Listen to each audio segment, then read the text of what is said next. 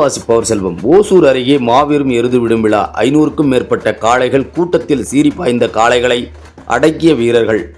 கிருஷ்ணகிரி மாவட்டம் ஓசூர் அருகே நரசிபுரம் கிராம மக்கள் தலைமையில் இன்று காலை தமிழகத்தில் பொங்கல் திருநாளையொட்டி எருது விடும் விழா நிகழ்ச்சி நடைபெற்று வருகிறது. இதன் தொடர்ச்சியாக பாரம்பரிய எருது விடும் விழா நடைபெற்றது.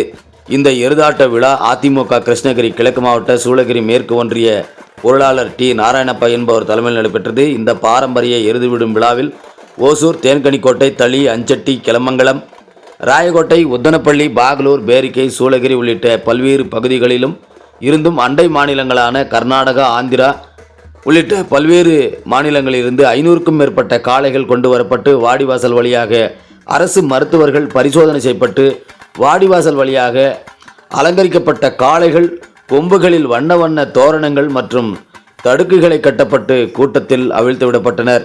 சீறி பாய்ந்த காளைகளை 100க்கும் மேற்பட்ட மாடுபிடி வீரர்கள் மாடுகளை அடக்க முயன்றனர். அப்போது கூட்டத்தின் நடுவே நின்ற மாடுபிடி வீரர்கள் மற்றும் இளைஞர்கள் சீறி பாய்ந்து வந்த காளைகளை பிடித்து அடக்கி பரிசுகளை தட்டிச் சென்றனர்.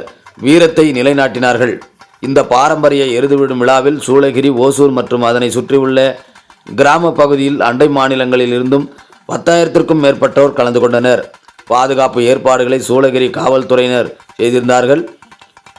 இந்த நிகழ்ச்சிக்கு சிறப்பு அழைப்பாளராக அதிமுக சூளகிரி மேற்கு ஒன்றிய செயலர், மாவட்ட கவுன்சிலர் மன்னாபாபு, வெங்கடாஜலம், அதிமுக ஊராட்சி மன்ற தலைவர் சுரேஷ், சுப்பிரமணி மற்றும் ஊர் பொதுமக்கள் முனிராஜ், செந்து, நாராயணப்பா, சிவக்குமார், பசப்பா, குருமூர்த்தி, கிருஷ்ணா, முனிராஜ், மல்லேஷ், முனியப்பா, கணேஷ், கலை உரிமையாளர்கள் என ஏராளமானோர் கலந்து கொண்டு விழாவினை கண்டுகளித்தனர். முன்னதாக சூளகிரி காவல் ஆய்வாளர் தலைமையில் 100க்கும் மேற்பட்ட போலீசார் பாதுகாப்பு பணியில் ஈடுபட்டிருந்தார்கள். அதேபோன்று எந்த ஒரு அசம்பவிதமும் நடக்காமல் இருக்க தீயணைப்பு வாகனங்கள் மற்றும் மருத்துவர்கள் அவசர சேவைகளுக்கு அங்கு உள்ள பள்ளி வளாகத்தில் மருத்துவ சேவையும் இருந்தது என்பது குறிப்பிடத்தக்கது. செய்தியாளர் செல்வமுடன் ராமச்சந்திரன்.